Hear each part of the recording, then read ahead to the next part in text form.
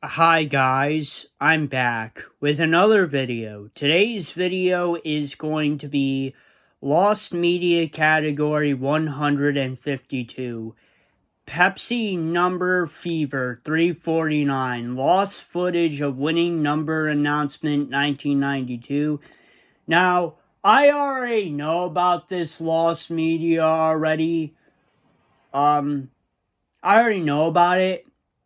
Now, it's not a very popular lost media, but in my honest opinion, the Pepsi Number Fever 349 is actually a very unique lost media because it has to do with a certain country and a certain company. So the country is the Philippines, the company is Pepsi in the early 1990s. Now, how do I know about this? Well, my experience of finding out about this, I actually found out about this from a Dantavius video. And I think it came out about a year ago, I think. I'm not too sure. Let me look it up real quick. I'm pretty sure it was about a year ago, I would say. Maybe maybe a year and a half. Hold on, guys. I'm looking it up for you. I want to give you accurate information for this video, but I'm pretty sure it was about a year to a year and a half ago that he did the video. And I'll link his video in the description of this video and the comments as well, because I think his video is fucking great. The video came out 11 months ago, so almost a year it came out. But I thought that video was great, and that's how I learned about this lost media. So I'm going to be definitely linking that video and a couple other videos in the description of this video. So this article has been tagged as not safe for life due to its disturbing subject matter. Okay, let's get into it. In the first quarter of 1992, Pepsi launched the Number Fever promotion in the Philippines, a campaign in which the soft drink brand printed the number caps on its products and promised cash prizes to its customers. The promotion gained infamy when a winning number announcement during ABS-NBC evening newscast TV Patriot on May 25th, 1992, ending up in error, which they led to boycotts, grenade explosions, riot in their trucks and warehouses, and people protests and rallies against the brand.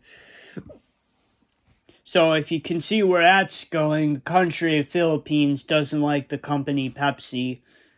I'm guessing they really support Coca-Cola now, but I don't know for sure. I'm not from the Philippines. Please post a comment.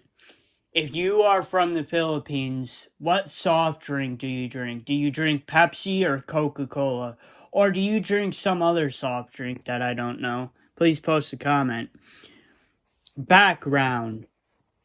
In February of 1992, Pepsi Philippines announced that they would print numbers ranging from 1 to 999 inside the caps, crowns of Pepsi, 7-Up, Mountain Dew, and Miranda bottles. Certain numbers could be redeemed for prizes, which range from 100 pesos, about $4 US, to 1,000,000 pesos for a grand prize of roughly $40,000 in the U.S. in 1992, equivalent to 611 times the average monthly salary in the Philippines at the time.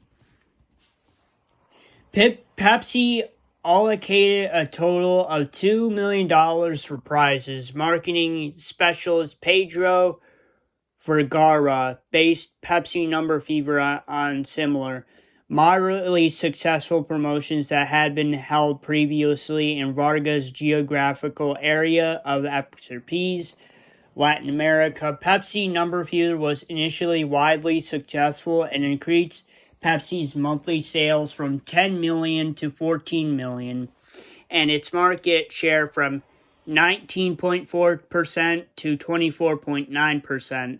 The winning numbers were announced on television nightly.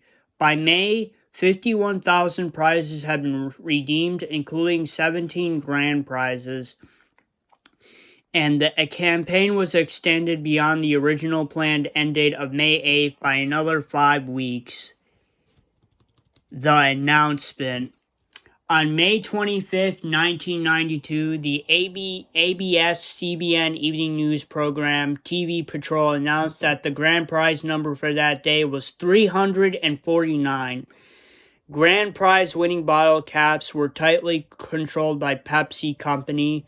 2 bottles with caps with that day winning number printed inside them, as well as a security code for confirmation, had been produced and distributed. However, before the contest was extended to adding new numbers, 800,000 regular bottle caps had already printed with the number 349. But without the security code, theoretically, these bottle caps were cumulatively worth US $3 billion, $32 billion. Thousands of Filipinos rushed to Pepsi bottling plants to claim their prize. Initially responded that their earnestly printed bottle caps did not have the confirmation security code and therefore could not be redeemed. Newspapers the next morning announced that the winning number was, in fact, 134, adding to the confusion. After an emergency meeting and PepsiCo executives at 3 a.m. on the 27th, the company offered 500 pesos, $18 US, to holders of the mistake printing bottle caps as a gesture of goodwill. The offer was accepted by 170 people, costing Pepsi Company 8.9 million, 240 million pesos. Protest.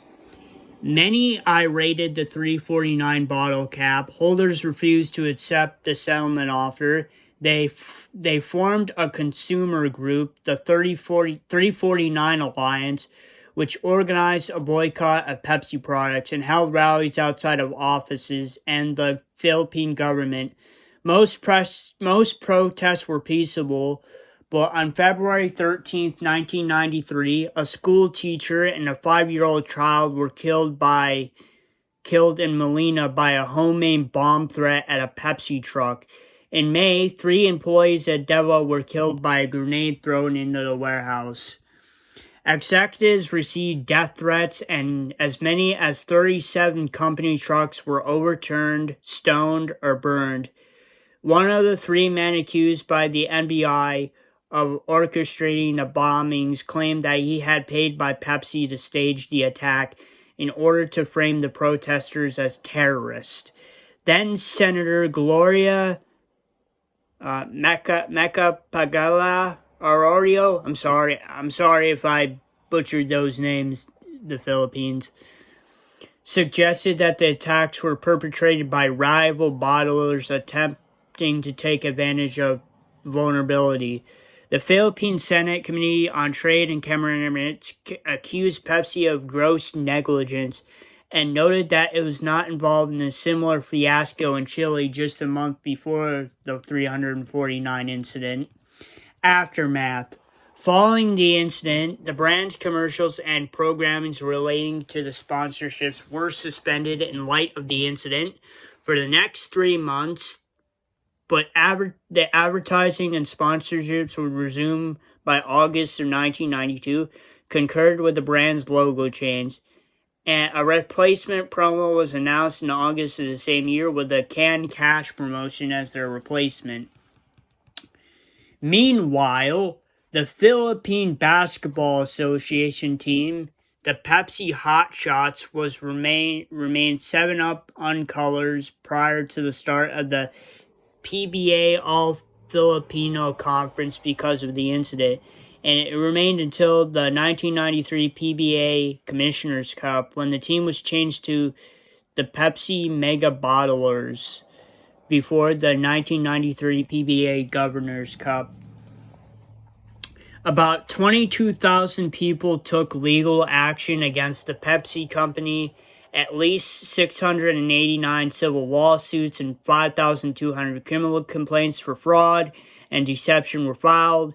In January of 1993, Pepsi paid a fine of 150,000 pesos to the Department of Trade and Industry for violating the approved conditions of the promotion. On June 24, 1996, a trial awarded the plaintiffs in one of the lawsuits 10,000 pesos, about $300 in the U.S. at the time, each in moral damages. 3 dissatisfied plaintiffs appealed on July 3, 2001. The appointed court awarded these three plaintiffs 30,000 pesos, about $570 at the time, each, as well as the attorney fees, appeal against the decision. The suit reached the Philippine Supreme Court, which in 2006 ruled that the is not liable to pay the amounts printed on the crowns to their holders, nor is liable for damages. Therefore, that the issues surrounding the 349 incident have been laid to rest and must no longer be disturbed in this issue. Availability. No footage of the same incident, along with the full May 25th, 1992 broadcast of the TV patrol and news coverage related to this, never have been resurfaced online. The Netflix documentary Pepsi, Where's Jet, did feature some clips from the incident. And then there's a couple videos on YouTube. Like I said at the beginning of the video, I already knew about this lost media. I've known about this lost media for a long time now. I've known about this lost media for about 11 months. Like I said, I found out this video about a great YouTuber. His name is Dantavius. He made a video about this 11 months ago. I thought it was a great video. I loved watching it, and I loved the history of this incident. And that's kind of the reason why I'm making this lost media on my YouTube channel. But Dantavius is the reason why I'm doing this lost media. He made a great video on it, and I like the history behind this lost media. But the other YouTubers have talked about it is Zach-D Films, detailing about the incident, Project Nightfall, detailing the details linked into the incident, and footage of the winning number announcements, along with commercials linked to the promotion, including commercials featuring Martin Nirvana and Pops Fernandez. And I will link those videos in the description and the comments of this video. And that is Lost Media 152, Pepsi Number Fever 349, lost footage of winning number announcement 1992. And if you guys like this video, please don't forget to please like, subscribe, and comment. And I'll see you guys next time. Peace, period.